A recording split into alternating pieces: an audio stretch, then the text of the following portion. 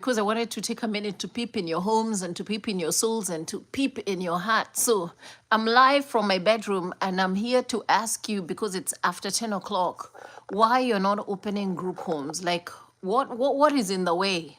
What is stopping you? And it cannot be money, because I started with $1.46 like a few days ago. Then I went up to 60. Then of course now I've spent it a little bit. So maybe it's like $21. Is it really money? I just want to hear from you. Like, what's stopping you? I know technical knowledge, that one I will accept. But you can't, how long are you going to think that the process is not complicated? And how long are you going to think that business ownership is not for you?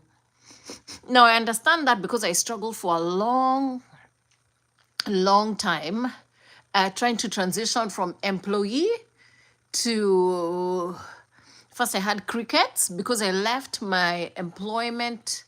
The main big last job, really big, was my pharmaceutical sales job. That was about $150,000 and above. And then I saw crickets, that big crickets, they were just going chirp, chirp, chirp, chirp, chirp, chirp, chirp. So my question is, why can't you open your group home? Because what I think happens a lot is you identify, your cultural identity is that wealth is for those ones over there. They have permission to be wealthy. I don't want to become wealthy because I don't want to leave the people I love. How much longer are you going to hold that perspective?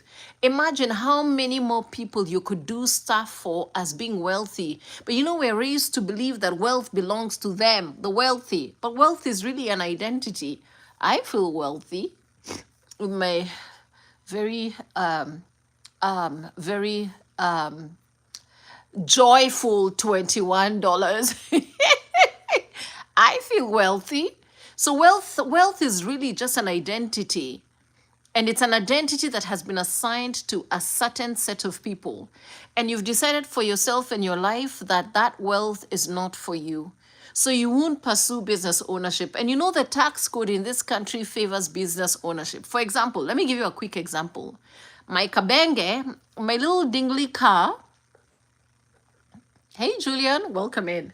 So kabenge, my little dingly car is $1,800. Julian, I'm trying to, I'm asking the question, why you people haven't opened your group homes? Like, what is a setback? What is a challenge? So please tell me what is going on. I want to look into your souls and your heart. So Kabenge, I bought it in my car. Kabenge, my van that has lasted me for 6 years and has about 227,000 miles. I bought it. Oops, I hope my nose is not running in front of the screen. But I bought my kabenge for $1,800. And I wanted to demonstrate to you why you need to open your group homes. You need to open your group homes because when you become a business the owner, the tax code works in your favor. So saying, for example, I bought my car, my 227,000 mile car 6 years ago, which has seen me throughout as I've had my group home. But when you buy something, for example, for $1,800, my contribution in terms of taxes, right? The sales price, the taxes for an $1,800 car, let's say, versus someone with a Bentley who pays $250,000. The one who pays the $250,000, their tax contribution is more than my tax contribution. So the way the tax codes are created, they're created to benefit those who contribute more in the economy. As a W-2 employee, you're just one person in one job. As a business owner, you're an individual hiring 2 or more people. So the tax code is created to your benefit. If I build one house, I've just built one. If I build a whole complex of apartments, I've built 500 to 800 units. So there are more favors to support me who has been able to avail 500 units of housing versus you who just built one home. And that's a primary concept of business. And that's why I want all of you to come into the world of business ownership. Heavenly Garcia, I see you. I see you, Ethan. And I see you, Zane Harris. Hey, can I ask someone really bad, but I need to know? Whether you have your questions about how to open group homes, this is the forum. I don't even know how to read them, but I'll get back to you. At least if not in this chat, I'll get back to you somehow. So welcome to the chat. So what the number one reason I think, not number one, but one of the reasons I think people don't open group homes is because you don't think business ownership is for you. You've been raised to believe that the culture of wealth belongs to someone else. So you don't take the time to learn the technical skills to open a business, like a group home. But the truth is, you've all been raised to live in a home, right? You all have been doing your grocery shopping, you've been managing your general utilities, you've been managing your gas, your electricity, you've been managing your water bills, you've been managing, if you live in a homeowners association, you've been managing that as well. You've been paying for Wi-Fi, you've been paying for your internet, you've been paying for your household items. So now what's really, and you live with family members, you've lived with relatives, you've lived with friends. So the idea of having really strangers in the space of a home, or rather fellow human beings, is not strange. But yes, I agree. The technicalities sound difficult, but I'm here to explain the technicalities to you. So there should really be no resistance. And yes, it's a slow process, as is everything. And I always say, take your time to learn the education fast. It will save you a lot of dollars, because you make a lot of mistakes when you just go ahead without the knowledge, because what stalls you is not even the money, it's the mistakes you make. Then the state comes in, they do the inspection, and then you've made the mistakes, and then they take their time to come back, and then they take long to approve you for a license, and then your dollars are just going out of the pocket, because this business is about bed occupancy. And what you're doing your entire time is selling beds. So group homing is beds. And what many of you don't know is insurance companies need you. They need you to come into the space and open group homes, because when a resident stays in a group home and they're healthy, maybe that payout is $5,000 for you, 5 to 8,000 at least for the state of Arizona. But you know, most people don't know that insurance company are paid by the main Medicaid arm.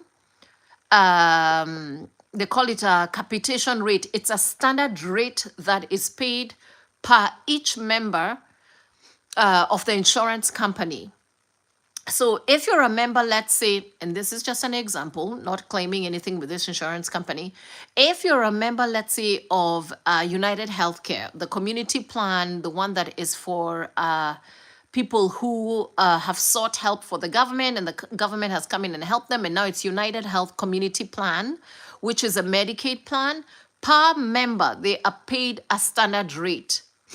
So if the member goes, let's say the member's had a psychotic breakdown in the family, and then they go to a psychiatric hospital for stabilization, then that will cost insurance companies more, because a hospital visit of an individual with behavioral health issues or maybe substance use issues, if someone has had a psychiatric breakdown, that's a $15,000 to $20,000 bill, versus a person staying in a group home and being of stable health, that's about $5,000 out of their pocket. So when you establish a group home, what you're actually doing is solving the problem of an insurance plan. So they want you, because they have mandates from the main Medicaid arm, to stabilize members who are participants of the insurance plan. And that's a big opportunity. Another mandate insurance plans have to fulfill is called network advocacy.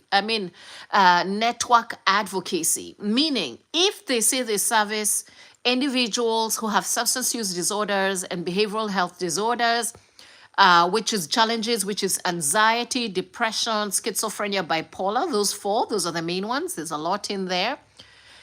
If they say that they provide those services for those kind of clients, then they have to prove to the mother hen that they have contracted enough providers, right? So that's how it goes.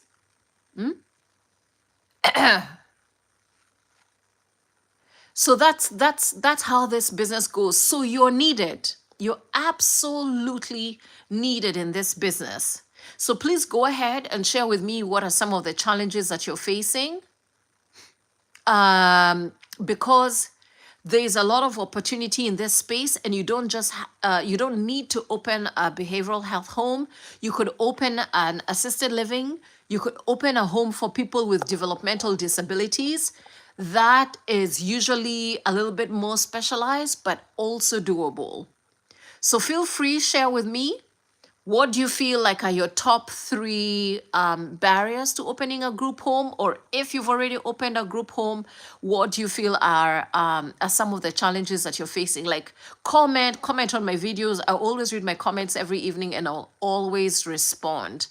So I believe you can do this. You can do it because I'm here teaching you the technical aspects of opening a group home. I teach you everything from A to Z in this channel.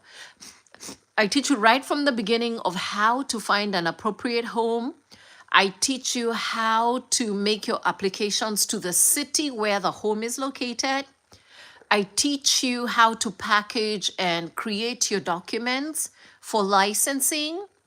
I teach you what you need to do to operate the homes, how to eventually get your client referrals, how to bill, how to manage those homes, how to keep your clients, stable and happy and joyful, and to rehabilitate. So I got you on the technical component, but you need to make your mind because your dreams are worth fulfilling. And none of us started with a ton of cash. So cultural identity that you have no permission to be wealthy, you got to start throwing that off the door. Thinking that business ownership is meant for somebody else and not you, you got to throw those thoughts out of the door. And the way you transform your mind is by constantly dipping into the right education that then begins to change your mind, the way you want to think.